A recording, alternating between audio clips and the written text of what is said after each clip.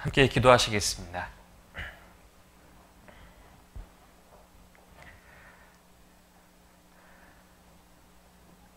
사랑과 은혜가 많으신 우리 구주 아버지 하나님, 참으로 감사합니다. 우리를 멸망의 구덩이에서 건져내 주시고 영원한 천국을 소망 삼아 살 수 있도록 인도해 주신 그 하나님의 사랑과 은혜에 진정으로 감사 찬양을 드립니다. 저희가 하나님을 알지 못했다면 지금 이 세상에서 아무런 소망 없이 살아갔던 그런 인생들이었을 것입니다. 하지만 저희들 살아가는 동안 하나님을 알게 해주시고 또한 십자가에서 베푸신 그 예수님의 사랑을 깨닫게 해주시며 또 주의 몸된 교회 가운데 거할 수 있도록 인도해 주심에 진심으로 감사를 드립니다.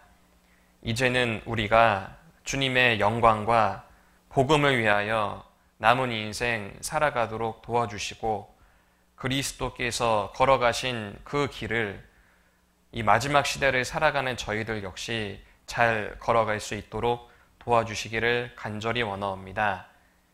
우리의 모습은 연약하고 또 가진 것 없고 또 내세울 만한 것 없지만 그 모든 것을 채워주시고 또 함께 하시는 주님만을 바라보고 또 의지하며 이 세상을 담대히 살아가도록 도와주시길 간절히 원하옵니다. 무엇보다도 우리 주변에 아직 구원받지 못한 사람들을 향하여 이 복음의 말씀을 담대히 외치는 그러한 그리스도의 일꾼이 되도록 도와주시고 혹 우리 가족 중에 아직 구원받지 못한 이들이 있다면 하루속히 그 전도의 문을 열어주셔서 우리가 같은 믿음과 신앙을 가지며 온 가족이 함께 하나님을 찬양하고 신앙생활을 해나갈 수 있도록 도와주시기를 간절히 원하옵니다. 또한 하나님께서 이 후포 지역에 복음의 씨앗을 뿌려주셨습니다. 이 지역 사람들에게도 내 이웃 사람들에게도 내가 가진 이 복음의 말씀을 담대하게 외치도록 주님께서 우리의 마음과 입술을 주관해 주시고 또 우리 교회를 통해서 하나님께서 힘있게 역사하시도록 저희들을 사용해 주시기를 간절히 원하옵니다. 온전한 신앙생활을 할 수 있도록 우리의 육신의 건강도 하나님께서 지켜주시고 또 우리의 신앙도 날로 성장해 나아가도록 도와주시길 원하옵니다. 지금 이 시간에도 복음이 전해지는 그 모든 곳에 하나님께서 함께해 주시고 특히 해외에서 복음을 전하시는 모든 교회와 그 가정들 하나님께서 힘과 능력을 더해 주시기를 간절히 원하옵니다. 주일 아침 함께 모인 이 시간 오직 주님께만 영광이 되고 또 우리 마음 가운데 큰 위로와 교훈이 되는 시간들로 오늘 주일을 보내도록 주님께서 도와주시기를 간절히 원하옵니다. 오늘의 모든 시종 오직 주 성령께만 의지하며 저희를 사랑하시는 예수님의 이름으로 감사하며 기도드렸습니다. 아멘. 사도행전 20장 말씀을 함께 찾겠습니다. 사도행전 20장 22절로 24절 말씀을 오늘의 본문 말씀으로 함께 찾겠습니다. 신약성경 223페이지에 있습니다. 사도행전 20장 22절로 24절 말씀입니다. 신약성경 223페이지입니다. 22절부터 제가 읽도록 하겠습니다. 보라, 이제 나는 심령의 매임을 받아 예루살렘으로 가는데 저기서 무슨 일을 만날는지 알지 못하노라. 오직 성령이 각 성에서 내게 증거하여 결박과 환난이 나를 기다린다 하시나. 24절 말씀은 같이 읽도록 하겠습니다. 나의 달려갈 길과 주 예수께 받은 사명 곧 하나님의 은혜의 복음 증거하는 일을 마치려 하면은 나의 생명을 조금도 귀한 것으로 여기지 아니하노라. 사람은 어떠한 목표를 가지고 살아가는지에 따라 삶의 모습이 달라진다라고 말할 수 있습니다. 어떤 사람은 저는 많은 돈을 모으는 것이 제 인생의 가장 큰 목표입니다. 이렇게 말하는 사람은 무슨 일을 하든지 어떻게 하면 돈을 많이 벌까, 어떻게 하면 재물을 많이 모을까, 항상 그러한 생각으로 일상생활을 하게 될 겁니다. 그리고 또 어떤 사람은 저는 명예를 위해서 살아갑니다. 혹 내가 돈을 많이 벌지 못하더라도 명예를 위해서 내 이름이 다른 사람들에게 유명해지도록 그러한 마음을 가지고 살게 될 겁니다. 그리고 또 어떤 사람들은 나는 가족을 위해서 살아갑니다. 이렇게 말하는 사람은 항상 가족의 행복을 위해서 또 가족의 안전을 위해서 어떻게 하면 가족과 함께 행복하게 살까 이러한 생각을 가지며 살아가게 될 겁니다. 그리고 어떤 사람은 아무런 목적 없이 그냥 하루하루 이렇게 살아가는 사람도 분명히 있을 겁니다. 예수님께서 말씀하시기를 내 보물 있는 그곳에 내 마음도 있느니라 이와 같은 말씀을 하셨습니다. 보물, 내가 가장 귀하게 여기는 그 보물이 있는 그곳에 내 마음도 있느니라. 우리 인간이 어떠한 것을 가장 귀하게 여기는지 그리고 무엇을 보물로 삼는지 결국 그 보물이 있는 곳 그리고 내가 가장 귀하게 생각하는 것 그것에 내 마음이 따라가게 되어 있다라는 겁니다. 그래서 내가 무엇을 가장 귀하게 여기는가 생각해 보면 우리의 일상생활도 그것에 마음을 가장 두고 생활하고 있음을 나의 생활을 돌아보면서도 확인해 볼 수 있습니다. 우리 그리스도인이 무엇을 보물로 삼으며 살고 있을까? 히브리서 2장에 나와 있듯이 우리는 큰 구원, 내게 주신 하나님의 사랑, 이 복음의 말씀, 그리고 이 교회, 이러한 것들이 우리 그리스도인의 보물이라고 말할 수 있습니다. 내게 주신 이 구원의 은혜가 너무나 크고 너무나 가치 있고 너무나 의미 있기 때문에 그 나를 구원해 주신 주님을 위하여 나는 남은 인생을 살아가고자 마음에 결심하고 또 실제로 그러한 삶을 살아가고 있습니다. 오늘도 주일 아침 시간에 이렇게 함께 모이게 되었습니다. 아침 이른 시간부터 누구는 주방에서 음식을 만드는 봉사를 하고 또 누구는 아이들을 가르치는 또 그런 교사의 역할을 하고 그리고 특별히 역할을 맡은 것은 아니지만 먼저 교회에 와서 기도하고 그리고 이 깨끗한 교회당을 위해서 아침 시간 청소하고 이러한 모든 모습들이 내 마음 가운데 나를 구원해 주신 그 하나님을 나의 보물로 삼고 살아가는 우리 그리스도인의 모습이 될 겁니다. 내가 구원받은 이것이 너무나 크고 너무나 감사한 일이기 때문에 우리는 이러한 주일뿐만이 아니라 나의 일상 모든 곳에서 어떻게 하면 하나님을 위하여 살아갈까? 어떻게 하면 내게 주신 그 모든 은혜를 보답하며 살아갈까? 결국 구원을 나의 보물로 삼고 있기 때문에 보물 있는 그곳에 내 마음도 있느니라. 그리고 내 마음도 항상 주님을 위하여 살아가려고 하는 그러한 생각으로 우리는 이 삶을 보내고 있습니다. 그 말씀을 예수님께서 마태복음 6장에 하셨는데 지금 찾아둔 사도행전 20장은 줄로 잠깐 잡아두시고 마태복음 6장 말씀을 함께 찾아보겠습니다.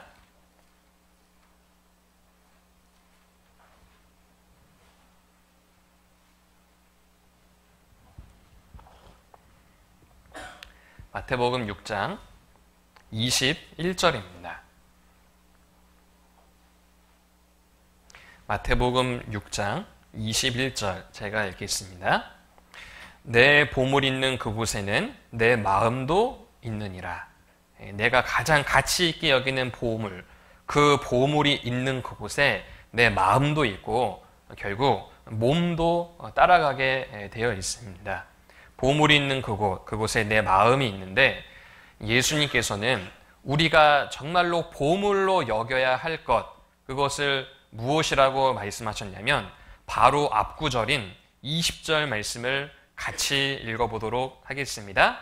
오직 너희를 위하여 보물을 하늘에 쌓아두라. 거기는 좀이나 동록이 해하지 못하며 도적이 구멍을 뚫지도 못하고 도적질도 못하느니라. 우리는 보물을 하늘에 쌓아두어야 하는 그런 삶을 살아가야 됩니다. 보물을 하늘에 쌓아두라. 이 같은 말의 다른 의미는 주님을 위하여 살아가라는 그런 말씀이 될 겁니다. 하늘에 보물을 쌓아두라. 거기는 좀이나 동록이 해하지 못하며 도적이 구멍을 뚫지도 못하고 도적질도 못하느니라. 보물을 하늘에 쌓아두면은 결단코 잃어버릴 일이 없다. 이런 말씀을 하신 겁니다. 이 세상을 살아가다 보면은 내가 쌓아두었고 내가 모아온 것들에 대하여 도둑맞을 그런 일들이 간혹 있습니다. 내가 수고하고 내가 노력하고 내가 희생했는데 나의 수고와 노력과 희생, 그것이 다른 사람들이 가로채는 일들, 이런 불의한 세상을 살다 보면 그러한 일들이 참으로 많이 있지 않습니까? 내가 고생했는데 내가 땀 흘렸는데 오히려 다른 사람이 가로채는 일들이 우리가 세상을 살아가다 보면은 그러한 일이 많이 있습니다. 그러한 일을 당하면 억울하기도 하고 어떻게 세상이 이럴 수 있냐 하는 그러한 마음도 가지게 됩니다. 세상을 살아가다 보면은 이처럼 내가 쌓아두고 내가 노력하고 내가 수고한 것들을 얻는 것이 당연한 것이지만 그것을 잃어버릴 때도 있고 도둑맞을 때가 있다라는 거예요. 그런데 우리가 하늘의 보물을 쌓아두면, 주님이 계신 그곳을 위하여 우리가 하늘의 보물을 쌓아두면 결단코 잃어버릴 일이 없다. 도둑맞을 일이 없다. 이렇게 우리 주님께서 말씀을 하신 겁니다. 지혜로운 사람은 그래서 이 땅에 보물을 쌓아두는 것이 아니라 하늘의 보물을 쌓아두는 그런 삶을 살게 되는 겁니다. 어떤 누구도 도둑맞을 일이 있고 또 잃어버릴 일이 있다면 그것을 위해서 이렇게까지 수고하고 땀 흘리지 않을 겁니다. 그러나 잃어버릴 일도 없고 도둑맞을 일도 없다면 그것을 위해서 살아가는 것이 지혜로운 사람의 모습이 될 겁니다. 그래서 우리는 하늘의 보물을 쌓아두는 그러한 삶을 살아야 된다는 겁니다. 그러한 의미에서 오늘 살펴보고자 하는 사도 바울의 삶이 정말로 하늘의 보물을 쌓아두는 그런 삶이었습니다. 사도 바울, 그는 하늘의 보물을 쌓아둔 삶을 살았는데 그는 땅에서도 보물을 쌓아둘 수 있는 최적의 조건에서 살아갔던 사람이었습니다. 그는 인간적으로도 성공의 자격을 다 갖춘 사람이었어요. 그는 당대 사람들로부터 많은 지식을 가지며 인정받던 사람이었습니다. 당대 최고의 교육기관이라고 할 수 있는 가말리엘 문화에서 유대 정통 교육을 받았던 사람이었어요. 그리고 율법으로는 흠이 없던 사람이었습니다. 모든 사람이 이 바울의 지식과 바울의 삶을 보며 존경받을 수 있는 그런 삶을 바울이 살았습니다. 그런데 그는 이렇게 땅에다 보물을 쌓아두고자 하지 않았고 하늘에 보물을 쌓아두고자 했어요. 빌립보서에 보면은 그리스도를 아는 지식을 가장 고상하게 여김이라. 이 세상 지식을 많이 갖고 있었던 바울이 세상 지식을 귀하게 여기고 세상에서 성공할 수 있는 그런 교육을 받고 이런 것을 귀하게 여긴 것이 아니라 그리스도를 아는 지식, 하나님을 아는 지식을 가장 고상하게, 가장 귀하고 가장 가치 있게 여기는 그런 사람이었다라는 거예요. 하늘의 보물을 쌓아두고자 했습니다. 그리고 그는 로마의 시민권도 가지고 있었던 사람이었습니다.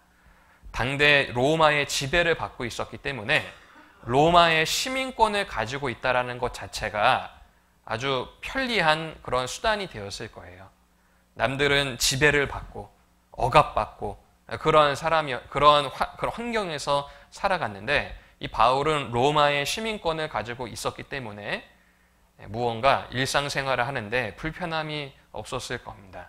그런데 그는 로마의 시민권을 귀하게 여긴 게 아니라 하늘에 있는 시민권을 귀하게 여긴 사람이었다라는 겁니다.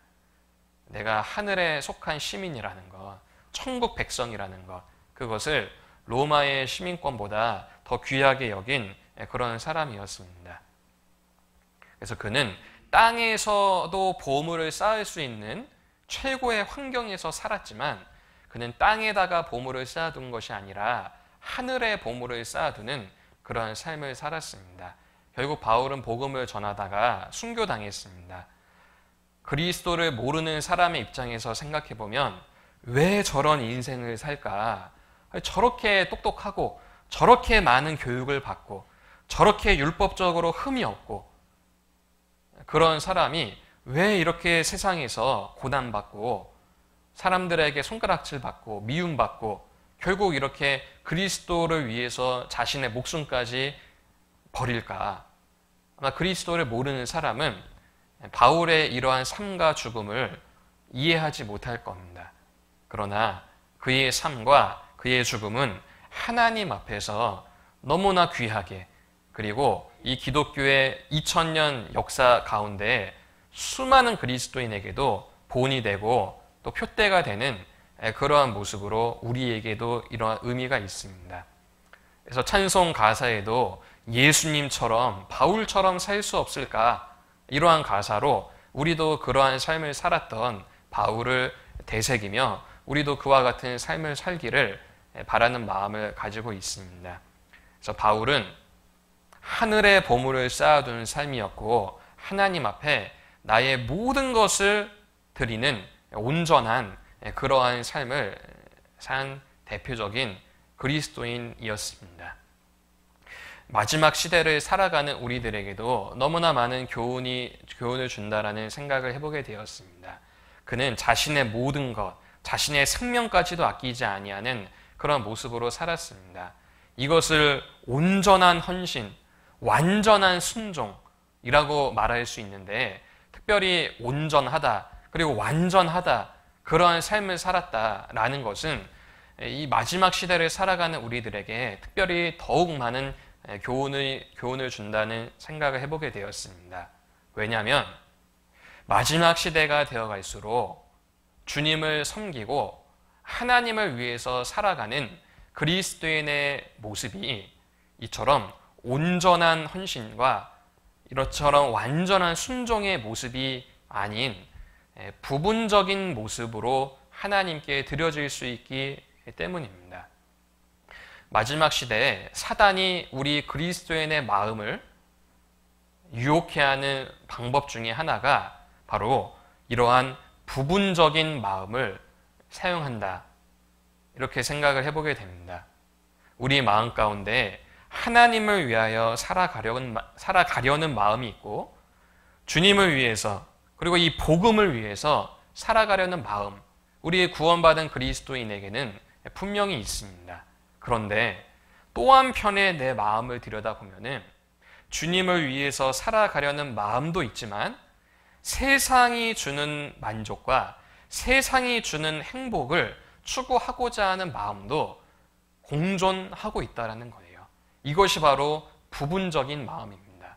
어느 한쪽 부분에서는 하나님을 위하고 복음을 위해서 살아가려는 마음이 있는데 또 다른 한편에서는 세상이 주는 것을 위해서 살아가려는 마음, 두 마음, 부분적인 마음, 이러한 마음이 특별히 이 마지막 시대에 그리스도인을 유혹하는 사단의 그런 도구라고 생각됩니다. 우리 그리스도인에게 정말 주님을 위해서 살아가야겠다, 정말 복음을 전하며 살아가야겠다, 그러한 마음도 있는데 또 다른 한편의 마음에는 세상이 주는 만족과 행복을 추구하고자 한다면 바울과 같은 이러한 온전하고 또 완전한 순종과 헌신이 아닌 부분적인 순종과 부분적인 헌신이 되게 될 겁니다. 주님께서도 이러한 부분적인 마음을 어떻게 말씀하실지 생각해 봐야 됩니다. 그래도 너가 이 마지막 시대 이렇게 조금이나마 나에게 이렇게 헌신하고 순종했으니 수고했다. 주님이 이렇게 말씀하시지 않을 겁니다. 주님께서는 나에게 이런 부마음, 부분적인 마음에 대하여 책망하시고 그리고 훈계하실 겁니다. 그래서 성경 여러 곳을 찾아보면은 이처럼 부분적인 두 마음을 품는 것들에 대한 경고의 말씀들이 많이 있습니다. 그중 대표적으로 마가복음 14장 말씀을 함께 찾아보겠습니다.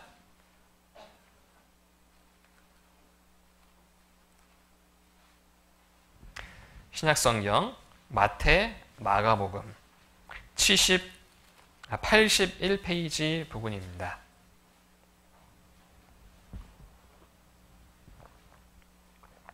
마가복음 14장 50절입니다. 마가복음 14장 50절, 신약성경 81페이지 마가복음 14장 50절, 제가 몇 구절을 읽겠습니다. 제자들이 다 예수를 버리고 도망하니라. 한 청년이 벗은 몸에 베옷니불을 두르고 예수를 따라오다가 무리에게 잡히매 베옷니불을 버리고 벗은 몸으로 도망하니라.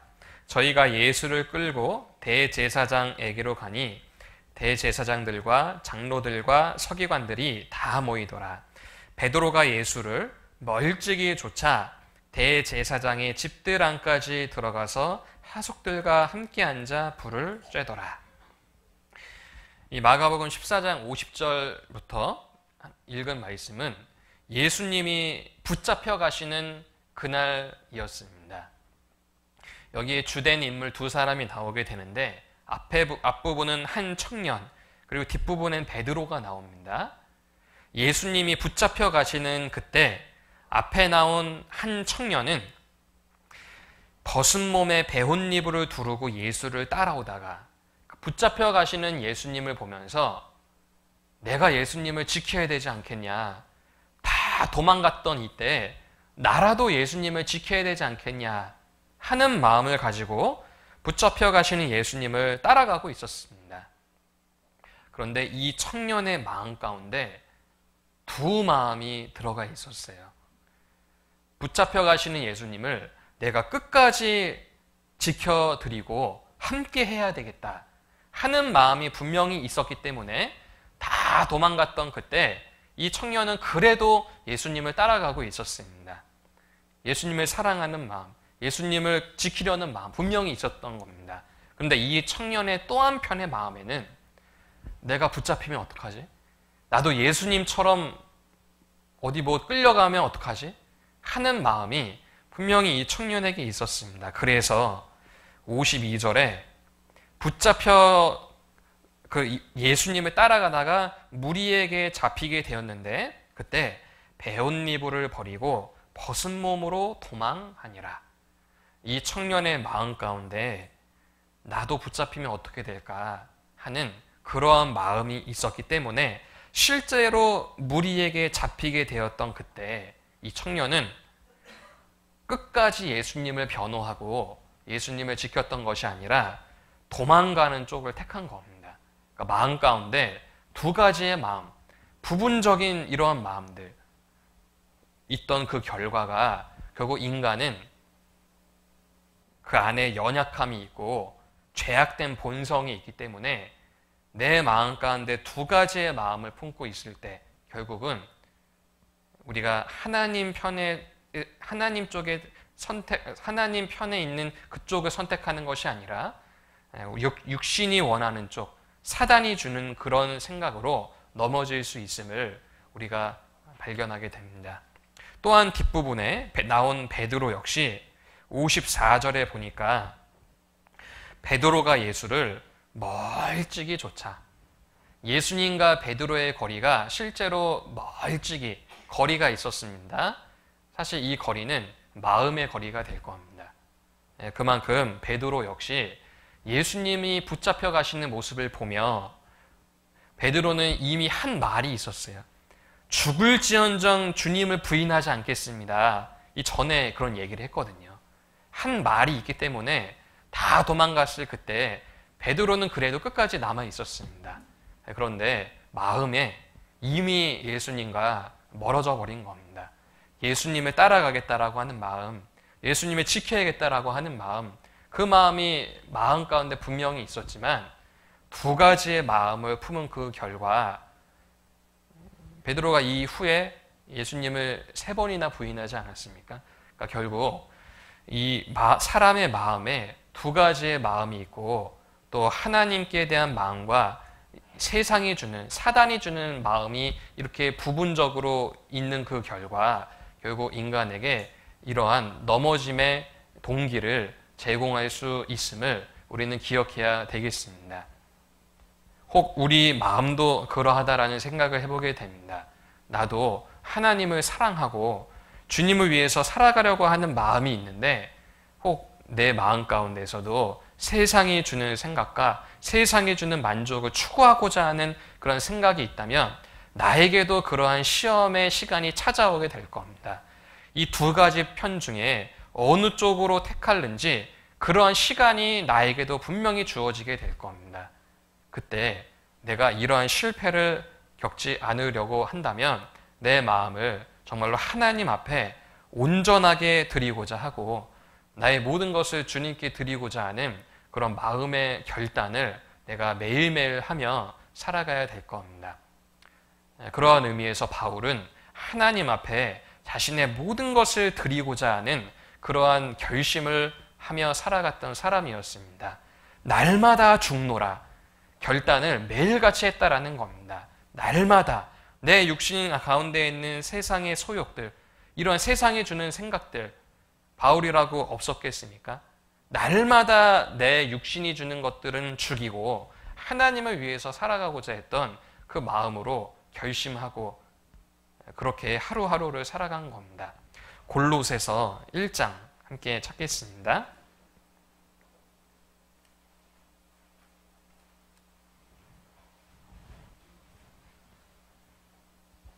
골로새서 1장 28절, 29절입니다.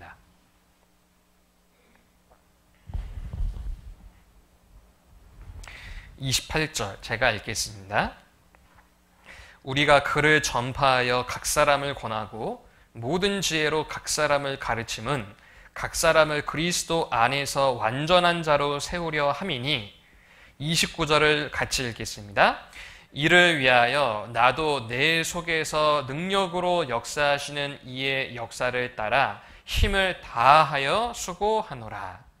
바울은 힘을 다하여 자신이 가지고 있는 모든 힘을 다하여 이런 주님의 일을 위해 수고했다라는 겁니다. 마음을 다하고 뜻을 다하고 힘을 다하여 하나님을 위하여 수고했다라는 거예요. 그래서 바울은 부분적인 모습으로 하나님께 자신의 삶을 드린 것이 아니라 두 마음을 가지고 하나님께 내 삶을 드린 것이 아니라 온전한 마음, 힘을 다한 모습으로 하나님 앞에 자신의 삶을 드린 겁니다. 그런데 여기에 특별히 바울이 무슨 일을 위해서 수고했는지가 나오게 됩니다. 28절을 다시 한번 보면 바울이 무엇을 위해 수고했을까? 우리가 그를 전파하여 각 사람을 권하고, 바울이 수고했던 것 중에 하나는 그를 전파하여 각 사람을 권하고, 전파한다. 전도지 않습니까?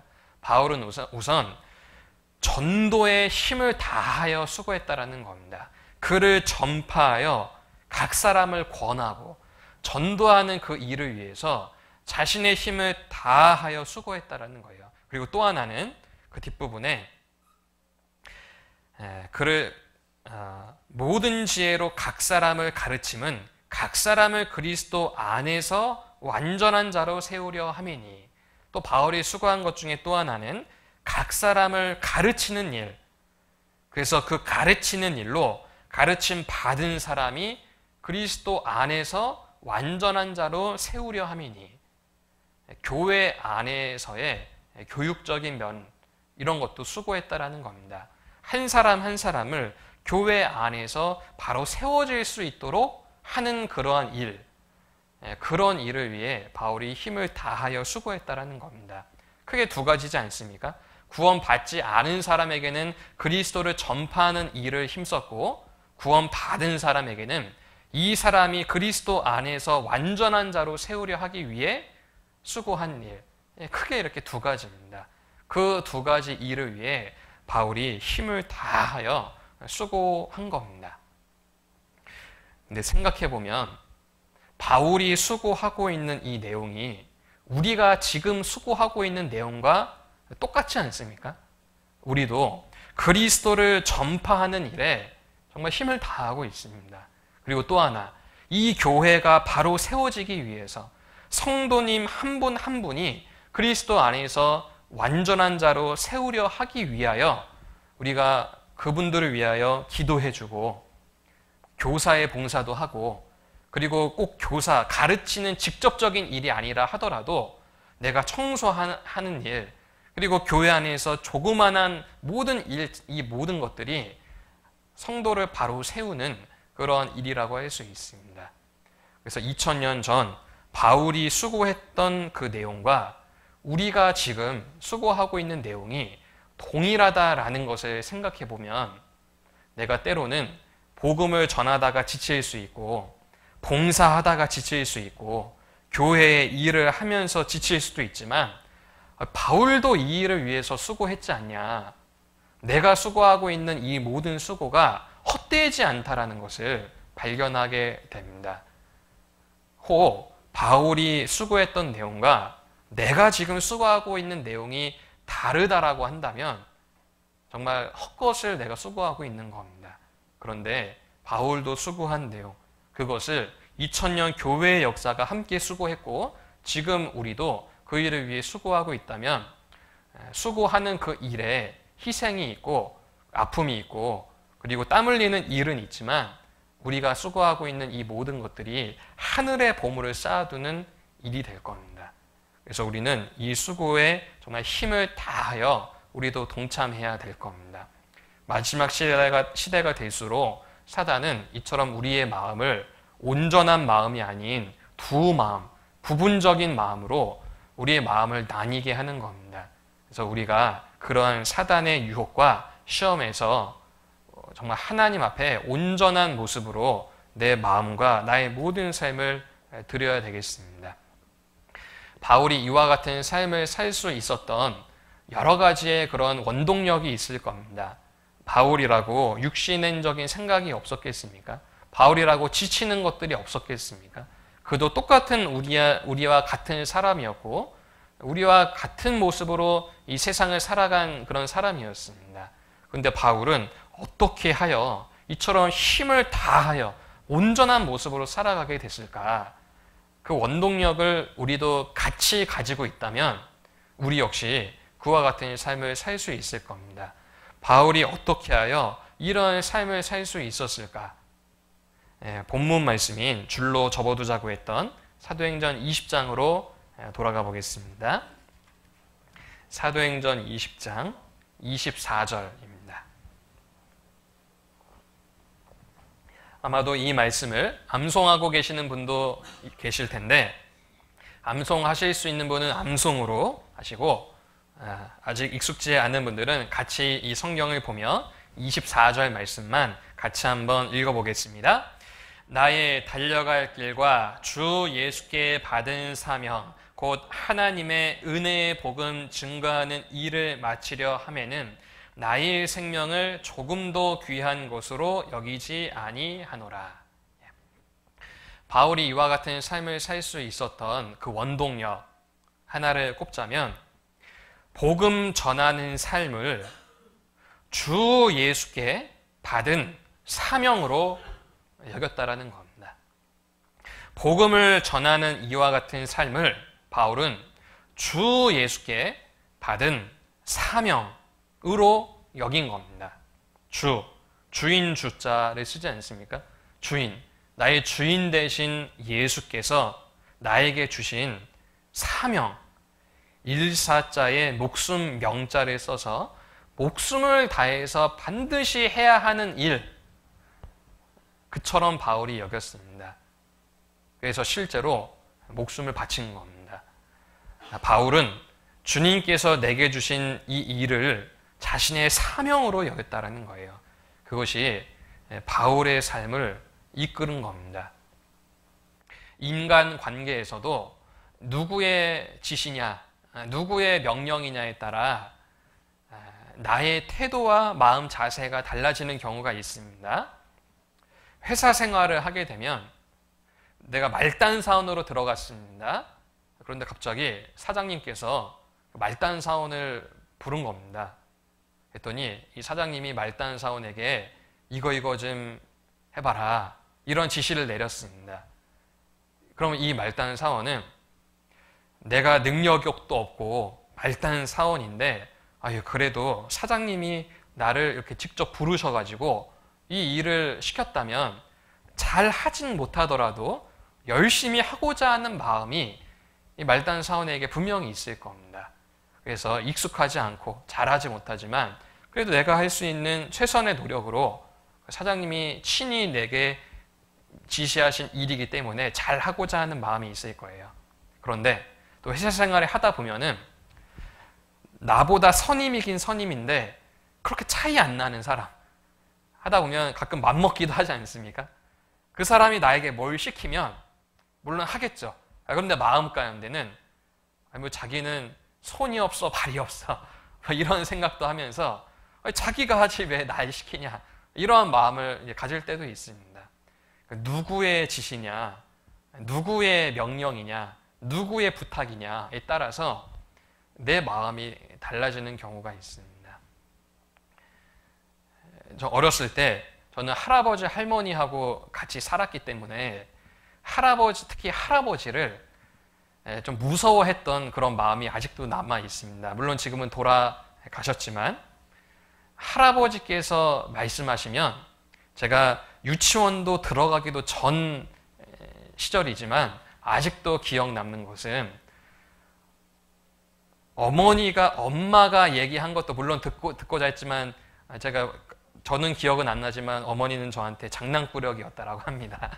엄마 말은 잘 안 듣는데 할아버지 말은 제가 그렇게 잘 들었다라고 해요. 그래서 어머니가 제가 말 안 들으면 할아버지한테 이른다 이렇게 얘기하면은 제가 바로 그 일을 또 했다라는 그런 이야기를 간혹 하십니다. 제 마음 가운데 그렇다고 할아버지를 막 두려워하고 멀리했던 건 아니지만 할아버지가 말씀하시면 내가 꼭 들어야겠다 하는 마음이 그때 있었습니다. 사람과의 관계에서도 누구의 명령과 지시고 부탁이냐에 따라 내가 어떠한 생각을 가질지, 어떠한 태도를 취할지가 나타나게 되는 거예요. 그런데 복음 전하는 삶, 그것은 바울은 주 예수께 받은 사명이라고 했습니다. 나의 주인 되신 예수님께서 내게 주신 사명이다. 나의 주인 되신 그분이 나에게 무언가 부탁하셨다면 그것은 사명이 되는 겁니다.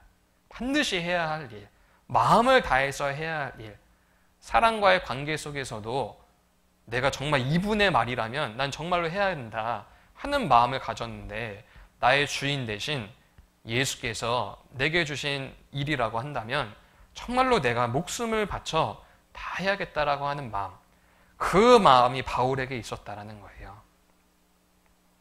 하나님을 정말 하나님답게 여긴 겁니다.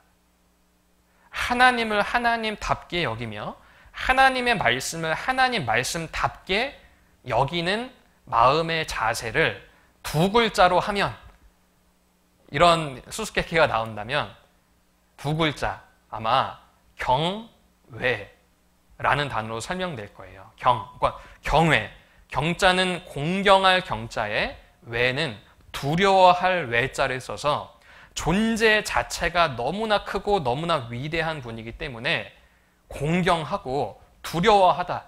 여기서 말하는 두려움은 무서워서 두려워하는 게 아니라 너무나 위대하신 분이기 때문에 그런 우리가 할아버지, 할머니 이런 분들을 정말로 그 존재만으로도 우리가 존경해야 하는 그런 마음이 바로 경외, 하나님께 대한 우리 인간의 마음이 될 겁니다.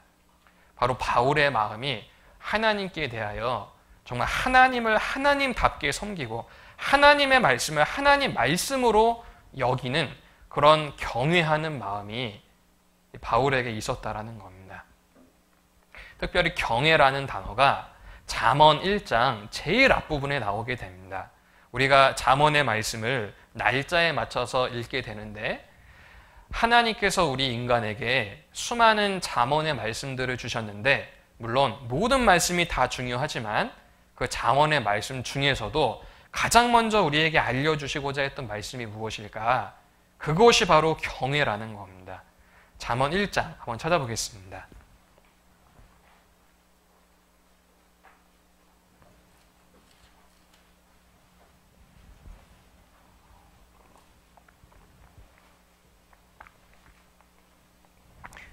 잠언 1장 1절부터 6절까지는 잠언에 대한 소개, 잠언의 목적, 그것이 설명이 되어 있고 본격적인 잠언의 말씀이 바로 1장 7절부터 시작되는데 1장 7절 말씀을 같이 읽어보도록 하겠습니다. 여호와를 경외하는 것이 지식의 근본이오늘 미련한 자는 지혜와 훈계를 멸시하느니라. 하나님이 잠언의 말씀을 통해 우리 인간에게 알려주고자 했던 첫 번째 교훈은 여호와를 경외하는 것이 지식의 근본이오늘 모든 것의 근본, 모든 삶의 출발은 바로 여호와를 경외하는 것부터 시작하는 겁니다. 하나님을 하나님답게 여기는 것부터 하나님의 말씀을 정말 하나님의 말씀으로 여기는 것, 경외, 그것부터 우리의 믿음과 신앙이 출발하는 겁니다. 그래서 바울은 주 예수께 받은 사명이다. 복음 전하는 일을 정말 하나님 경외하는 마음으로 보니까 정말 사명이다. 이와 같은 마음으로 살아간 겁니다. 우리 역시 그 신앙생활의 출발, 우리 믿음의 출발이 바로 여호와를 경외하는 데에서부터 시작되게 되는 겁니다. 바울의 이 서신서를 들여다보면은 바울이 이처럼 하나님을 경외하는 마음, 하나님의 말씀을 정말 하나님 말씀답게 여기는 마음이 여러 군데서 발견되게 됩니다. 그 중에 대표적으로 디도서 1장 말씀도 한번 찾아보겠습니다. 신약성경 디모데 전후서 다음에 있는 디도서입니다. 348페이지. 디도서 1장 신약성경 348페이지 부분에 있습니다.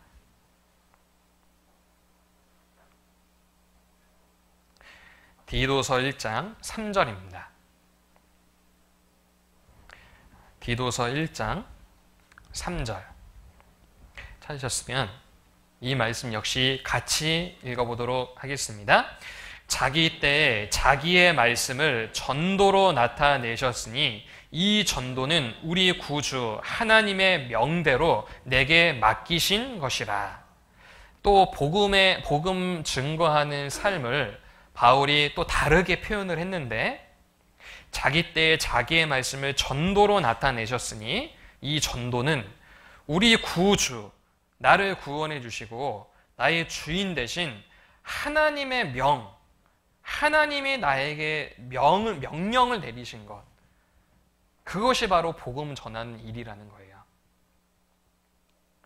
군대에서도 상관의 명령은 반드시 지키고 신속하게 처리해야 되는데 하나님의 명이라고 한다면 정말로 우리가 마음을 다해서 지켜야 되지 않습니까? 그러니까 바울은 하나님의 명이다. 그래서 사명으로 여긴 겁니다. 하나님이 내게 주신 명령이니까 반드시 내 삶에서 지켜야 할 일임을 이렇게 마음으로 표현한 겁니다. 그런데 이 디도서 1장 3절 말씀을 여러 번 읽다 보면서 저 개인적으로 참으로 위로가 되는 그런 표현을 발견했습니다. 이 전도는 우리 구주 하나님의 명대로 내게 맡기신 것이라 하는 표현이 참으로 위로가 되었습니다. 왜냐하면 맡겼다라는 것을 곰곰이 생각해 보면 맡기려고 하는 그 사람 입장에서는 맡길 때 아마 우리도 나의 중요한 것 그리고 나에게 가치 있는 것을 아무에게나 맡기지 않을 겁니다. 내 가방을 잠깐 화장실 다녀오는 사이에 그냥 지나가는 사람 아무에게나 맡길 수 없을 거예요. 정말로 신뢰할 만한 사람, 믿을 만한 사람, 그리고 또 맡겼을 때에는 단지 신뢰하고 믿는다라고 해서 또 맡길 수 없을 겁니다. 왜냐하면 맡길 만한 또 능력이 없으면 또 안 맡기는 거예요. 내가 내 자녀를 사랑하고 내 자녀를 신뢰하지만 어린아이에게 칼을 그냥 맡길 수 있겠습니까? 위험한 물건을 그냥 맡길 수 있겠습니까? 이것처럼 맡겼다라는 것은 그 사람을 신뢰하고 그 사람을 믿고 그리고 그 사람이 이것을 또 할 수 있는 능력이 있을 때에 맡기는 겁니다. 그런데 하나님께서 이 복음의 말씀을 나에게 맡기셨습니다. 하나님의 우리의 형편을 몰라서 맡긴 게 아니라 우리를 너무나 잘 아시기 때문에 맡긴 거예요. 나에게 복음을 맡겼다라는 것은 그만큼 하나님이 나를 기대하고 계시는 것이고 그리고 내가 그 일을 또 할 수 있는 능력도 주신다라는 약속이 될 겁니다. 하나님이 우리에게 무리 되는 것, 내가 할 수 없는 것 이런 거를 맡겨주실 분이 아니지 않습니까? 우리에게 감당치 못할 시험 당함을 허락지 아니하시고 내가 할 수 있기 때문에 맡기시는 겁니다. 그리고 지금 내가 또 할 수 없다 하더라도 하나님이 나에게 또 능력을 주신다라고 하는 약속이 될 겁니다. 그래서 이 전도의 사명을 우리에게 맡겼다라고 하는 것은 나에 대한 하나님의 기대가 들어가 있는 것이며 그리고 그 일을 할 수 있도록 하나님이 나에게 능력도 주신다라는 것, 그러한 약속이 맡겼다라고 하는 표현 가운데 들어가 있는 겁니다. 누군가의 기대를 받고 있다라는 것, 참 기분 좋은 일이지 않습니까? 때로는 누군가의 기대가 부담도 되지만 누군가로부터 내가 기대를 받고 있다는 것은 사실 기분 좋고 뭔가 나의 마음을 기쁘게 하는 것이 될 겁니다. 나 같은 사람이 뭔데 나를 이렇게 기대할까? 나를 이렇게 기다릴까? 그러니까 기대를 받는다는 것은 참 기분 좋고 마음 기쁜 일입니다. 그런데 우리 구원받은 모든 사람들이 하나님의 기대를 받고 있는 그런 존재임을 우리는 기억하며 살아가야 될 겁니다. 그래서 이 전도는 우리 구주 하나님의 명이며 그리고 내게 맡기신 것이라는 것을 우리는 생각해야 됩니다. 바울은 우리 구주 하나님의 명이라고 복음 전하는 삶을 이처럼 표현했습니다. 그리고 바로 한 장 앞으로 가보면 디모데후서 4장 복음 전하는 삶에 대해 또 이렇게 표현했습니다. 디모데후서 4장 1절로 2절 제가 읽겠습니다. 하나님 앞과 산자와 죽은 자를 심판하실 그리스도 예수 앞에서 그의 나타나실 것과 그의 나라를 두고 엄히 명하노니 너는 말씀을 전파하라. 때를 얻든지 못 얻든지 항상 힘쓰라. 범사의 오래 참음과 가르침으로 경책하며 경계하며 권하라. 엄히 명하노니 너는 말씀을 전파하라. 정말 성경을 통해 우리에게 엄히 명하신 일이 있다면 말씀을 전파하는 일이 될 겁니다. 바울이 이 디모데 후서라는 서신을 통해 디모데에게도 말씀 전하는 삶을 엄히 명했습니다. 바울이 이와 같은 말을 하는 것은 바로 주님께서 이 바울 자신에게 복음 전하는 삶을 엄히 명하셨기 때문에 바울 역시 디모데에게 이와 같은 말을 한 겁니다. 그래서 바울은 주 예수께 받은 사명이다. 하나님의 명이다. 엄히 명한다. 이와 같은 마음에 복음 전하는 삶에 대해서 정말 하나님의 말씀답게 정말 하나님을 경외하는 마음으로 그 하나님이 내게 주신 일에 대한 그 마음을 가지고 있었던 겁니다. 주 예수께 받은 사명, 바울에게 있었습니다. 그리고 우리에게도 있습니다. 나에게도 주 예수께 받은 사명이 있지 않습니까? 혹 내 주변에 구원받지 않은 사람들이 있다면 그 영혼들에게 복음 전하는 것이 내가 주님으로부터 받은 사명입니다. 내가 이 교회 가운데 해야 할 일이 눈에 보인다면 그것이 바로 내가 주님으로부터 받은 사명인 겁니다. 하나님 경외하는 마음을 가지고 살아갈 때 정말로 주님께서 내게 주신 그 일을 나 역시 사명으로 여기며 살아가는 겁니다. 그래서 바울도 이 복음 전하는 것이 자신의 사명이었기 때문에 그것을 위해서 달려간 겁니다. 그리고 우리도 주 예수께 받은 사명을 기억하면서 우리 역시 살아가야 될 겁니다. 그리고 또 하나, 바울이 이와 같은 삶을 살 수 있었던 또 하나의 원동력이 있었습니다. 로마서 16장 함께 찾겠습니다.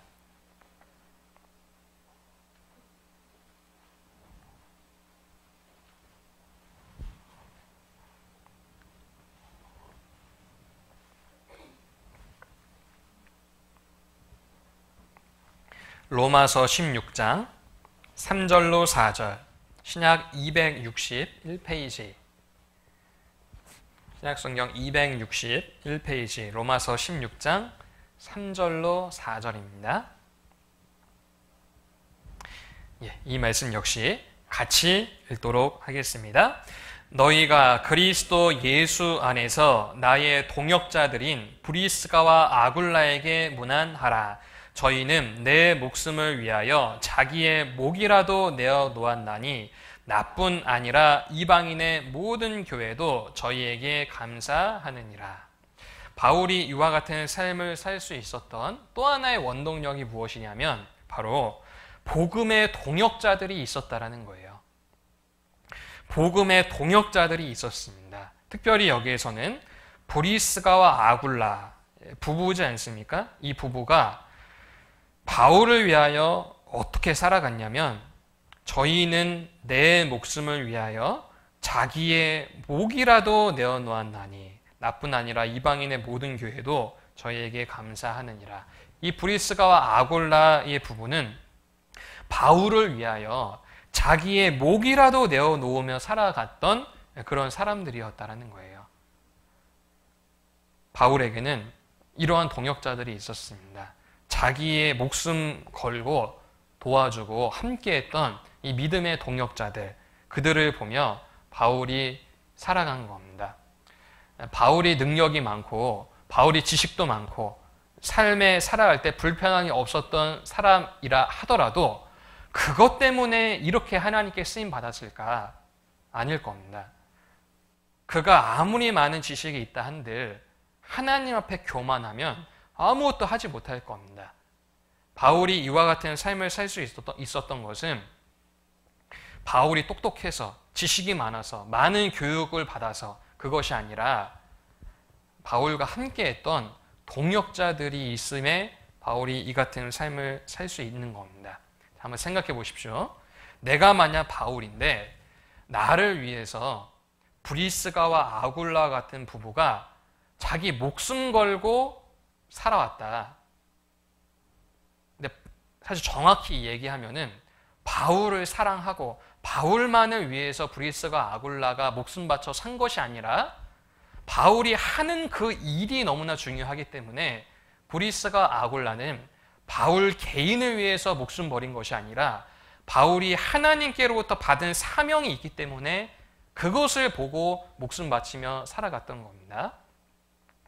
바울이 왜 나한테 이런 사랑을 베푸냐고 나는 이럴 만한 자격 없다고 이야기하더라도 바울이 하는 그 일이 하나님께서 직접 주신 사명이고 바울을 통해 하나님이 힘있게 역사하신다면 이 브리스가와 아굴라는 그 일을 위해서 자기 목숨 바쳐 일할 겁니다.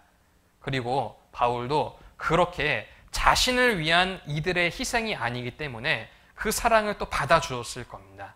나를 사랑하는 것이 아니라 내가 하고 있는 하나님의 일이 있기 때문에. 그래서 바울도 이들을 보면서 개인적인 결심을 하게 될 거예요.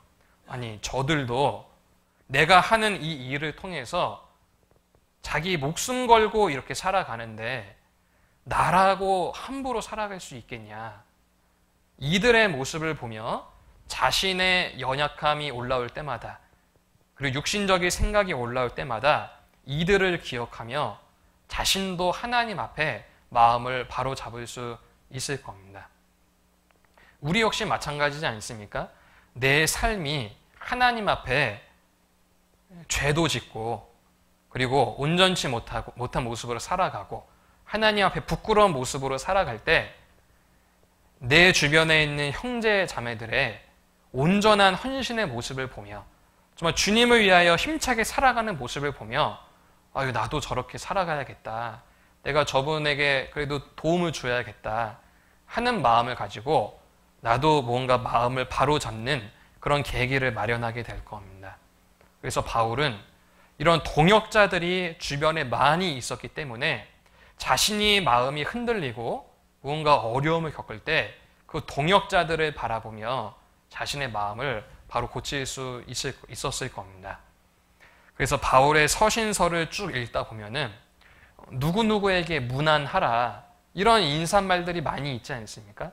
바울이 왜 바울의 서신서에 이처럼 이름을 부르면서 이 사람에게 인사하고 문안하라 이렇게 이야기한 것은 바울이 그만큼 그런 사람들에게 사랑을 받았기 때문에 동역하고 있다는 것을 느꼈기 때문에 바울의 서신서에 그러한 표현들이 많이 있었을 겁니다. 저도 군대 생활을 한 6년 정도 하게 됐는데 저는 군대에서 정훈 업무를 이렇게 담당했습니다. 정훈 업무가 무엇이냐면 쉽게 이야기하면 정신교육을 시키는 사람입니다. 근데 와, 할 필요 없습니다. 무슨 교육을 했냐면 우리가 군인이다. 우리는 목숨 바쳐 이 나라를 구해야 된다. 하는 그러한 군인 정신을 심어주고 저 북괴군을 우리가 무찔러야 된다 하는 그러한 교육을 업무를 담당했습니다. 그럴 때마다 제가 교육을 할 때마다 저도 생각을 어떤 교육을 해야 우리 병사들에게 이런 군인 정신과 대적관을 심어줄 수 있을까? 선배 전우들에 대한 그런 이야기들을 자주 하곤 했습니다. 아마 우리 여기 어르신도 많이 계시는데 6.25 전쟁을 정말 떠오르기 싫을 정도로 정말 많은 아픔을 가지고 계시는 그런 어르신들 많이 계실 겁니다. 전쟁에서 내 친구, 내 동료가 나와 함께 전투를 치르고 있는데 소대장의 전진 앞으로 라는 명령을 따라 내 친구, 내 동료가 전진 앞으로 하다가 적들의 총에 맞아 목숨을 달리한 그런 일들을 정말 전쟁을 경험하신 우리 어르신들은 정말 바로 옆에서 보셨을 겁니다. 내 친구, 나의 동료, 나의 전우가 이렇게 나라를 지키기 위해서 정말 피 흘리고 목숨을 달리해서 전쟁을 치렀는데 그 모습을 내가 보면서 내가 후퇴할 수 있겠습니까? 내가 나 혼자 살겠다고 도망갈 수 있겠습니까? 내 동료, 내 친구, 내 전우의 이 생명과 피를 흘린 그 가치를 내가 정말 나도 이 피를 헛되게 보내지 않기 위해서 내가 이 나라를 정말 지켜야겠다. 내 친구, 내 전우의 피가 정말 가치 있고 의미 있을 수 있도록 내가 이 나라를 지켜야 되겠다 하는 마음이 동료의 희생, 동료의 헌신, 동료의 그 생명을 바친 그 모습을 보면서 나도 그것을 가지며 나라를 지켜야겠다는 마음으로 우리 어르신들이 우리 나라를 그때 지키었을 겁니다. 그렇게 선배 전우들이 우리 대한민국을 지켰기 때문에 지금 우리가 이렇게 발전된 대한민국에서 너무나 편안하게 살아가고 있다.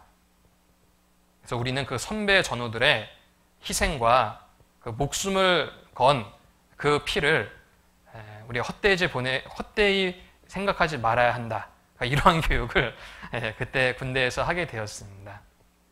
그것을 우리 신앙의 전투에 똑같이 적용해 볼 수 있을 겁니다.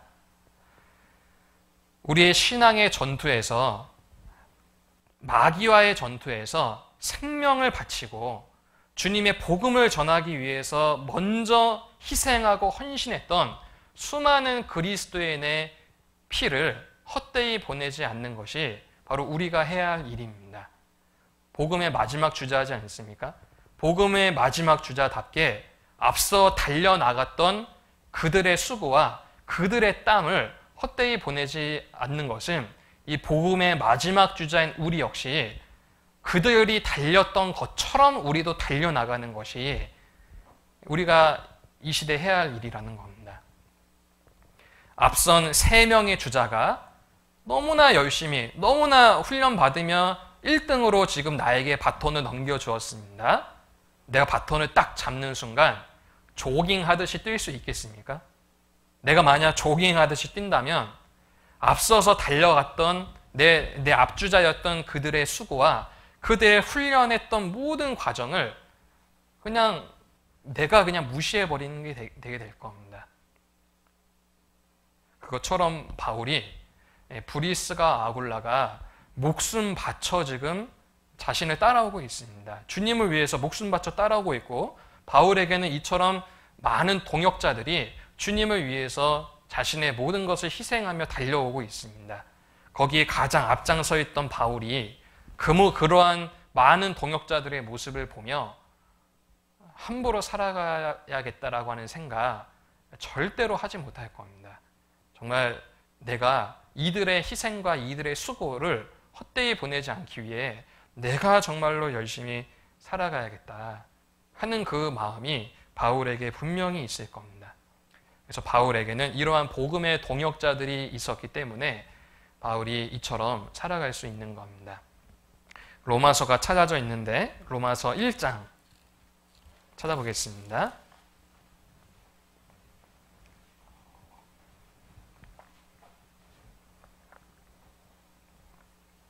로마서 1장 12절입니다.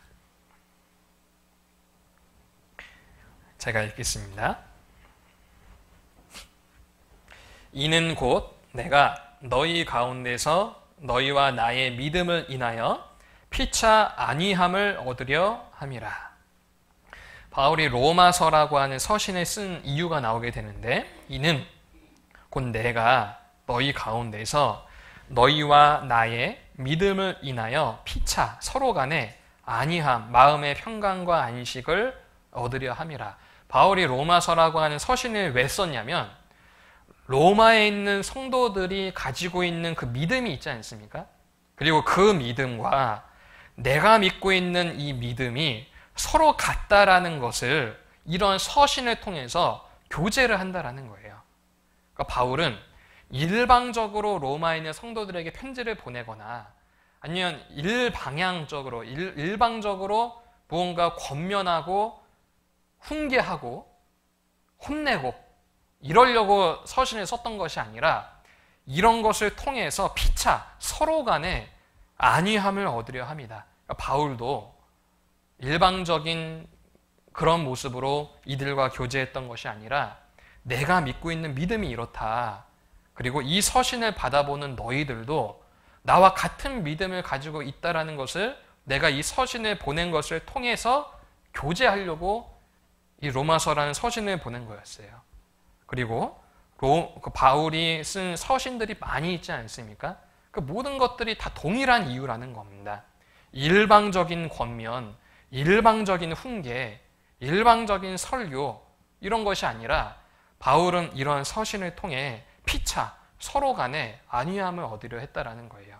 바울도 누군가로부터의 힘을 얻어야 되고 우리가 같은 믿음을 가지고 있다는 것을 서로 나누면서 우리가 같이 하고 있다, 같은 마음을 가지고 있다 하는 것을 이런 서신을 통해서 확인하고자 했다라는 겁니다. 동역의 힘이 바로 그렇다라는 거예요. 멀리 떨어져 있지만 우리가 같은 믿음을 가지고 있다라는 것, 같은 구원을 받고 있다라는 것, 그것이 참으로 큰 위로가 되는 겁니다. 제가 어제 서울에서부터 후포 내려오는데 한 5시간 반 정도의 버스를 타고 내려왔습니다. 그래서 이런저런 길을 돌고 돌아 태백산맥을 넘고 바닷가도 보이는 길을 가며 언제 도착할까? 이런 곳에도 형제자매가 있을까? 있더라고요. 후포 도착해서 우리 형제자매가 어제 저녁에 잠시 교제도 했는데 정말 이렇게 멀리 떨어져 있는 곳에도 우리가 같은 믿음을 가지고 같은 것을 위해서 수고하고 있는 형제자매들이 있다라는 것 그 자체가 참으로 힘이 되고 너무나 큰 위로가 되었습니다. 이곳에서도 복음을 전하려는 성도님들이 있고 교회가 있구나. 그것이 너무나 큰 위로가 됐습니다. 전국 전 세계의 복음이 뻗어나가고 있지 않습니까? 지금은 남미의 아마존에 가도 구원받는 분들이 계시고 그러한 구원의 역사에 교회가 정말 수고하고 있습니다. 전 세계 어느 곳에 가든지 이처럼 구원받은 성도들이 있다는 것 자체가 나 자신에게도 이렇게 큰 힘이 되어줄 겁니다. 복음의 동역자들이 있다는 것, 그것이 바울을 잡아주었던 것이고 우리 역시 마찬가지입니다. 나도 나 혼자 신앙생활을 한다라고 하면은 신앙생활 이 자체가 부담이 될 겁니다. 사실 복음을 전한다라는 것 쉬운 일이 아닙니다. 사람의 마음을 얻는 거지 않습니까? 내가 한 명 전도해서 전도 집회 자리에 앉기까지의 그 수고가 너무나 클 겁니다.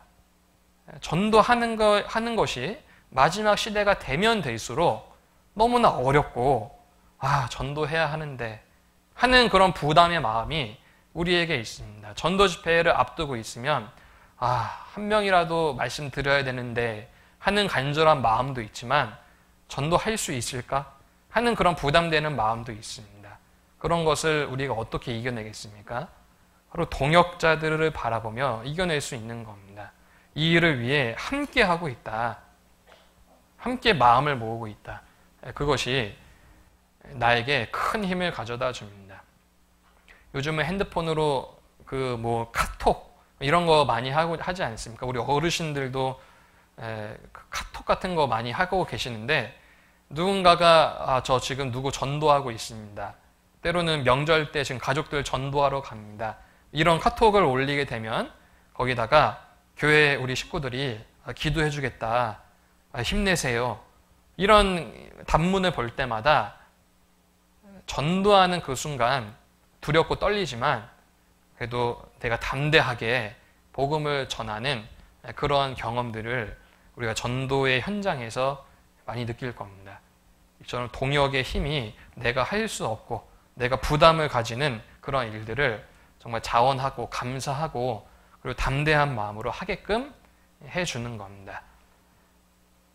그래서 우리도 이 복음의 마지막 시대에 이 복음을 전하는 삶을 내가 어떻게 감당할 수 있냐, 우리가 함께하는 동역자들이 있다라는 것을 기억할 때 우리도 그 바울과 같은 그런 삶을 우리 역시 살 수 있을 겁니다.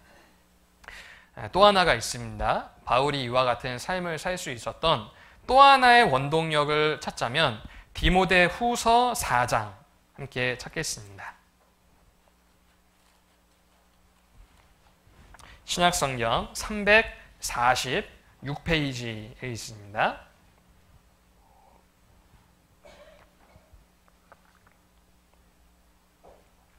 디모데 후서 4장 7절로 8절입니다.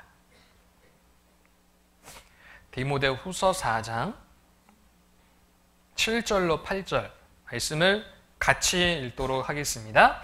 내가 선한 싸움을 싸우고 나의 달려갈 길을 마치고 믿음을 지켰으니 이제 후로는 나를 위하여 의의 면류관이 예비되었으므로 주 곧 의로우신 재판장이 그날에 내게 주실 것이니 내게만 아니라 주의 나타나심을 사모하는 모든 자에게니라. 바울이 이와 같은 삶을 살 수 있었던 또 하나의 원동력을 꼽자면 영원한 영광을 바라본 겁니다. 영원한 영광. 여기에서도 내가 선한 싸움을 싸우고 나의 달려갈 길을 마치고 믿음을 지켰으니, 이 디모데 후서라는 서신 자체가 바울이 인생 거의 마지막에 하나님께로 가기 직전에 바울이 마지막으로 쓴 서신입니다. 그때 바울이 이 디모데와 성도들에게 무엇을 알려주고자 했냐면, 이제후로는 나를 위하여 의의 면류관이 예비되었으므로 주 곧 의로우신 재판장이 그날에 내게 주실 것이니 내게만이 아니라 주의 나타나심을 사모하는 모든 자에게니라.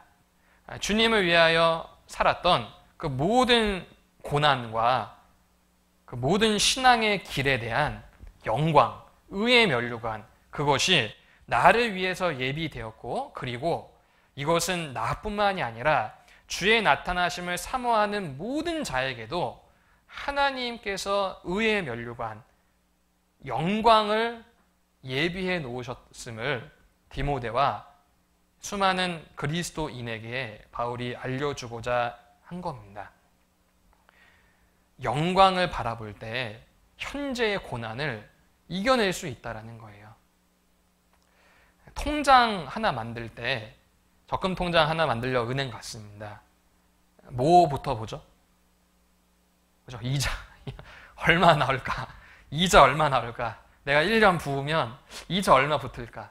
1년 정말 힘들게 적금 부었습니다. 이자가 붙었어요. 얼마 안 되는데 그 이자도 내 마음에 뭔가 뿌듯함을 줍니다. 후에 있을 영광 기억하면 현재 고난을 이겨낼 수 있다는 거예요. 하나님이 우리에게 신앙의 길을 가라라고 하는 것, 복음의 길을 가라라고 하는 것, 복음을 전하라고 하는 것은 하나님이 우리에게 부담 주려고 하는 말씀이 아니라는 겁니다. 다들 지금 자녀들을 키우고 계시는데, 자녀의 입장에서는 혹 잔소리로 들리는 그런 이야기들도 부모님이 알면서도 하게 됩니다. 차 조심해라. 공부에 대한 이야기 안 하시더라도 공부해라. 좋은 친구 사겨라. 부모가 그런 이야기를 우리 아이들에게 하는 건 아이에게 부담 주려고, 아이에게 뭔가 힘들게 하려고, 그 마음이 아니지 않습니까? 내가 이 이야기 하는 것은 아이에게 부담 주고 힘들게 살려고 그 이야기 하는 게 아니라 정말 아이들이 더 잘되게 하기 위해서 잔소리인 줄 알면서도 하게 되는 겁니다. 하나님의 마음이 이와 비슷하지 않을까 생각됩니다. 우리에게 복음 전하라, 고난 받으라, 신앙의 길을 걸어가라. 왜 이런 말씀을 하시는 거겠습니까?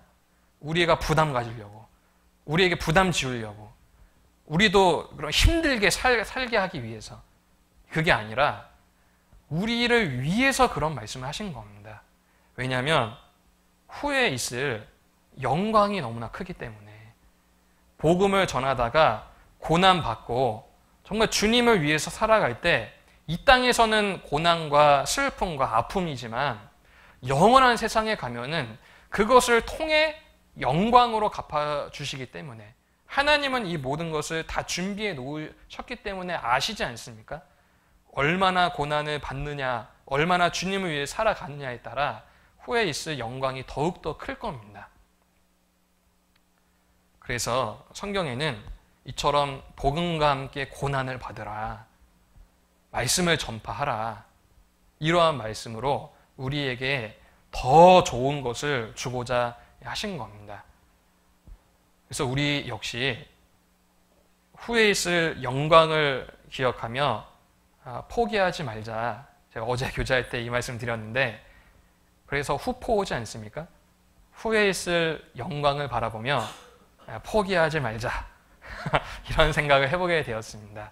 어제 그 얘기하고 또 하나의 이행시를 떠올랐는데, 비슷하지만 후회하지 말자, 포기하지 말자, 이와 같은 이행시도 생각해 봤습니다.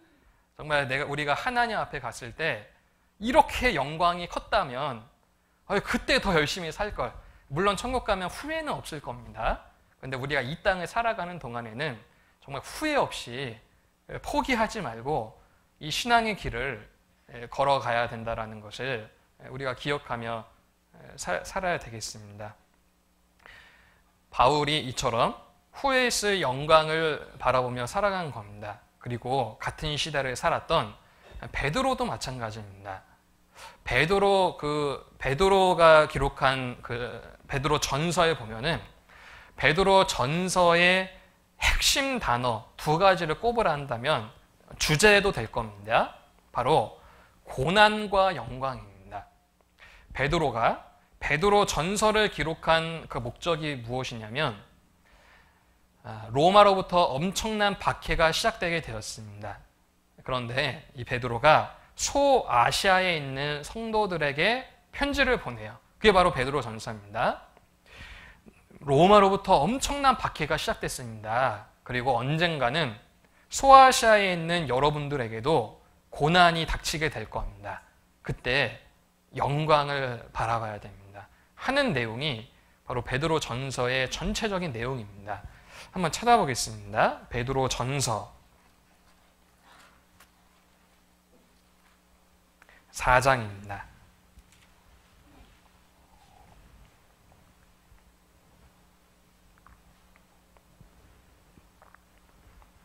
베드로 전서 4장 13절입니다. 베드로 전서 4장 13절 제가 읽겠습니다. 오직 너희가 그리스도의 고난에 참여하는 것으로 즐거워하라. 이는 그의 영광을 나타내실 때에 너희로 즐거워하고 기뻐하게 하려 함이라. 그리스도의 고난에 참여하는 것으로 즐거워하라. 왜 이 같은 말씀을 하셨을까? 이는 그의 영광을 나타내실 때에 너희로 즐거워하고 기뻐하게 하려 함이라. 주님의 영광이 드러났을 때, 우리가 천국 갔을 때 하나님의 영광이 나타나게 되는데 그 영광이 누구의 것이냐면 그리스도의 고난에 참여한 자들의 것이기 때문에 고난 중에서도 즐거워할 수 있는 겁니다. 그리고 5장 1절 역시 제가 읽겠습니다. 너희 중 장로들에게 권하노니 나는 함께 장로된 자요 그리스도의 고난의 증인이요 나타날 영광에 참여할 자로다. 그리스도의 고난의 증인이요. 그만큼 베드로는 많은 고난을 받았습니다. 근데 고난의 증인의 또 다른 말은 나타날 영광에 참여할 자라는 거예요. 지금은 고난이지만 나타날 영광에 참여할 자, 같은 말이라는 겁니다. 지금은 고난받는 자지만 주님의 영광이 나타나는 그때에는 이 영광에 참여할 자라는 것. 그래서 고난과 영광을 이렇게 말씀하셨습니다. 그리고 5장 10절 말씀은 같이 한번 읽도록 하겠습니다.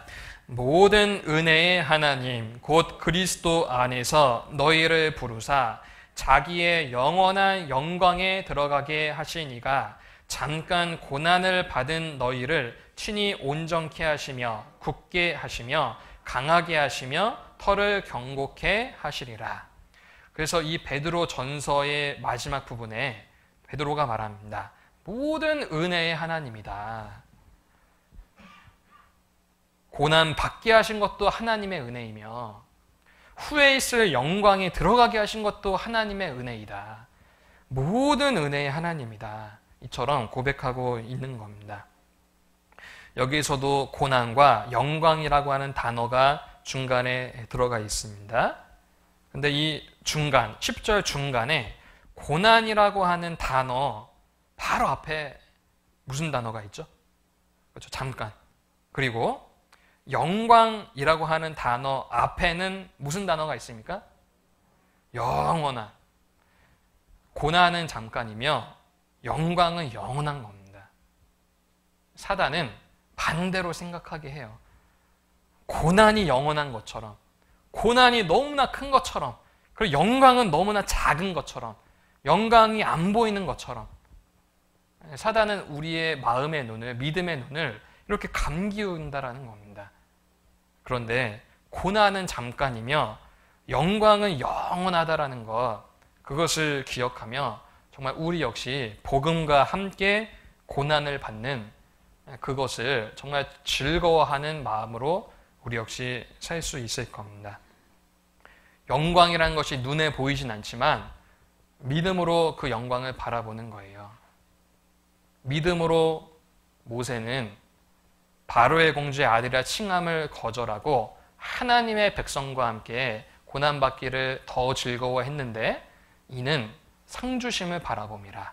믿음의 눈으로 상주심을 바라볼 때 바로의 공주의 아들, 애굽의 모든 보화 이런 것보다 하나님의 백성과 함께 고난받기를 더 즐거워했습니다. 우리 역시 육신의 눈을 크게 뜨기보다는 믿음의 눈, 신앙의 눈을 크게 떠서 나에게 있을 영원한 영광을 바라보고 현재의 그리스도인으로서 받는 고난을 정말 즐거워하는 그런 마음을 가져야 될 겁니다. 구약 시대에도 마찬가지입니다. 물론 이와 같이 직접적인 표현은 아니지만 영원한 것, 하늘에 있는 것을 바라봤던 구약 시대에 이름 없는 무명의 신앙인도 있었습니다. 출애굽기 38장 찾아보겠습니다. 출애굽기 38장 구약성경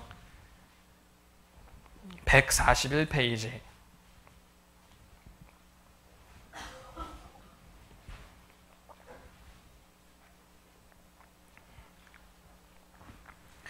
구약성경 141페이지 출애굽기 38장 8절입니다.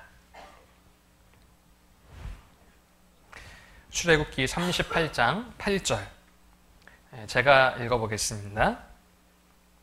출애굽기 38장 8절 제가 읽겠습니다. 그가 노수로 물두멍을 만들고 그 받침도 노수로 하였으니 곧 회막문에서 수종드는 여인들의 거울로 만들었더라. 이 출애굽기 38장은 성막을 어떻게 만드는지를 설명한 구절입니다. 그 중에 대제사장이 하나님께 제사 드릴 때 물두멍에서 손을 씻고 들어가지 않습니까? 그런데 그 물두멍을 뭘로 만들었냐면 노수로 물두멍을 만들고 그 받침도 노수로 하였다. 그러니까 노시라는 것으로 물두멍을 만들고 하나님이 만들라고 한 성막의 하나의 부분을 이렇게 만들었습니다. 그런데 그 노시 어디서 났냐? 곧 회막문에서 수종드는 여인들의 거울로 만들었더라. 광야, 아무것도 없는 광야에서 노를 어떻게 구하겠어요? 근데 그 노시 어디서 났냐면 회막문에서 수종드는 여인들이기 때문에 가진 거 없을 겁니다. 아무것도 가진 것 없고 광야 같은 생활에서 뭔가 풍족하게 지냈던 사람도 없을 겁니다. 그것뿐만이 아니라 회막문에서 수종드는 여인들의 거울로 만들었더라. 거울. 특별히 여인들에게 있어서 거울은 지금도 상당히 필요한 필수품이지 않습니까? 우리 자매님들 가방 속에 혹시 거울 가지고 다니시는 분 많이 계실 겁니다. 우리 형제님들 뭐 거울을 가지고 다니냐 얘기하지만 그만큼 필수품, 중요한 물품이 될 겁니다. 회막문에서 수종드는 여인들, 아무것도 가진 것 없고 광야에서 아무것도 주변에 있는 것들이 없는 그곳에서 이 여인들의 유일한 낙이라고 한다면 자기를 단장하는 거가 될 겁니다. 우리 남자 형제님들은 그냥 이렇게 하고 그냥 나오지만 우리 자매님들은 하여튼 준비가 여러 가지 이렇게 있지 않습니까? 아마 이 광야에서 회막문에서 수종드는 이 여인들의 유일한 인생의 즐거움이라 한다면 자기를 꾸미고 자기를 단장하고 또 그것을 또 사람들이 예쁘게 봐주고 이러한 것에 즐거움을 느끼며 그냥 하루하루 살아갔던 그러한 여인들의 삶이었을 겁니다. 그런데 그 여인들이 성막에 필요한 놋, 이걸 가지고 물두멍 만들고 받침을 만드는 데 필요한데 그 놋이 어디서 났냐? 여인들이 자신의 거울을 드린 겁니다. 자신이 이 세상에서 유일하게 지금 즐거움을 느끼고 만족을 느끼는 이 거울을 자기의 아름다움을 포기할지라도 하나님이 만들라고 하신 이 성막을 만드는데 드린 거예요. 자기 아름다움 대신 하나님께 영광이 되는 쪽으로 선택을 한 겁니다. 이 이름 없이 살아갔던 회막문에서 수종드는 여인들, 이 여인들도 믿음의 눈으로 하나님께 속한 것들을 위해 자신을 드린 거예요. 아마 이 여인들이 천국 가서 지금 훨씬 더 좋은 거울 선물로 받았을 겁니다. 영광 받았을 겁니다.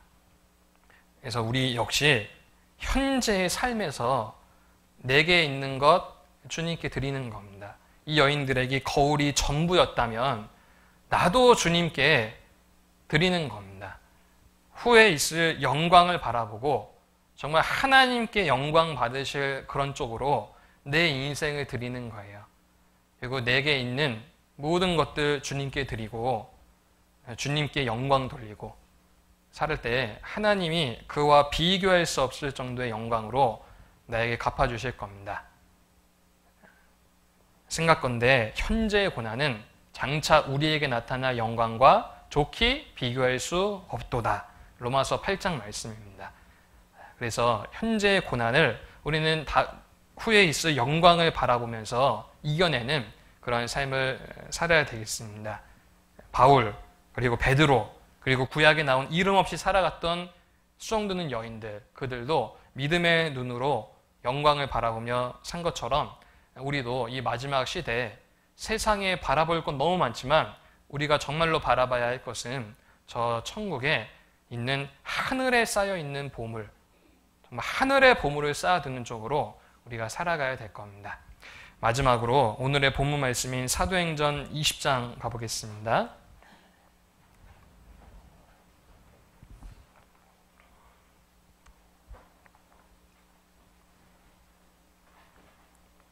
사도행전 20장 22절입니다. 사도행전 20장 22절. 보라, 이제 나는 심령의 매임을 받아 예루살렘으로 가는데 저기서 무슨 일을 만날는지 알지 못하노라. 오직 성령이 각성해서 내게 증거하여 결박과 혼란이 나를 기다린다 하시나. 바울이 예루살렘 성 올라가기 전에 이 바울 역시 두려운 마음, 인간적인 마음이 분명히 있었습니다. 저기서 무슨 일을 만날는지 알지 못하노라. 이것은 정말로 무슨 일을 만날는지 알지 못해서 말하는 게 아니라 마음 가운데 두려운 마음, 인간적인 마음, 내가 복음 들고 저곳에 가긴 가지만 결박과 혼란이 나를 기다릴 수도 있다. 우리가 기도하고 예상했던 것처럼 잘 될 수도 있지만 오히려 반대가 될 수도 있다. 그러니까 바울도 저기서 무슨 일이 만날는지 모른다. 결박과 혼란이 나를 기다릴 수도 있다. 이와 같은 표현들이 바울 역시 두렵고 인간적인 그런 마음을 갖고 있음을 표현한 겁니다. 그러나 그는 주 예수께 받은 사명, 그것을 기억하며 나의 생명을 조금 더 귀한 것으로 여기지 아니하노라. 정말 주 예수께 받은 사명임을 기억했으며, 그리고 주 예수께 받은 사명을 위해서 자신의 생명을 아끼지 아니했던 동역자들이 있음에 자기 역시 예루살렘으로 올라가기를 주저하지 않았습니다. 그리고 또 후에 있을 그 영광을 바라보면서 정말 복음과 함께 고난 받기를 주저하지 않았습니다. 바울을 이끌었던 원동력이 되었습니다. 우리 역시 주 예수께 받은 사명이 있습니다. 그리고 우리에게도 복음을 위해 함께 수고하는 복음의 동역자들이 있습니다. 그리고 우리에게도 나를 위해 의의 면류관, 영광으로 하나님이 저 하늘에 예비해 두셨습니다. 우리도 이것을 기억하며 살아갈 때 이 마지막 시대에 바울의 모습처럼 우리도 살 수 있을 것이라 생각하며 우리도 바울과 같은 그러한 삶으로 남은 인생 살면 좋겠습니다. 예, 기도하고 마치겠습니다. 살아계시며 역사하시는 우리 구주 아버지 하나님 참으로 감사합니다. 우리를 구원해 주신 그 은혜 진정으로 감사를 드립니다. 여호와께서 내게 주신 그 모든 은혜를 무엇으로 보답할지 우리의 하루하루가 오직 주의 영광과 복음을 위하여 살아가기를 간절히 원하옵니다. 하나님께서 베푸신 이 은혜의 복음을 이제는 우리의 입술과 우리의 삶을 통해 또 세상 모든 사람들에게 증거할 수 있도록 우리를 사용해 주시고 또 우리가 전도하고 있는 그 모든 분들의 마음을 주님께서 열어주시길 간절히 원하옵니다.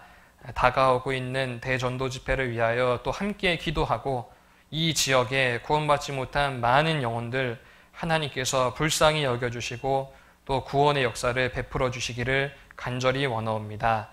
전국 그리고 전 세계에 복음이 전해지고 있는 그 모든 곳에서 하나님이 앞서서 힘있게 역사하여 주시고 또 저희들 주님 오시는 그날까지 이 신앙의 길을 감사함과 또 즐거운 마음으로 걸어갈 수 있도록 또 도와주시기를 간절히 원하옵니다. 오늘 저희들 이 한자리에 모일 수 있게 해주신 주님 앞에 진정으로 감사드리며 앞으로의 일정도 또 함께 해주시옵소서. 저희들을 사랑하시는 예수님의 이름으로 감사하며 기도드렸습니다. 아멘.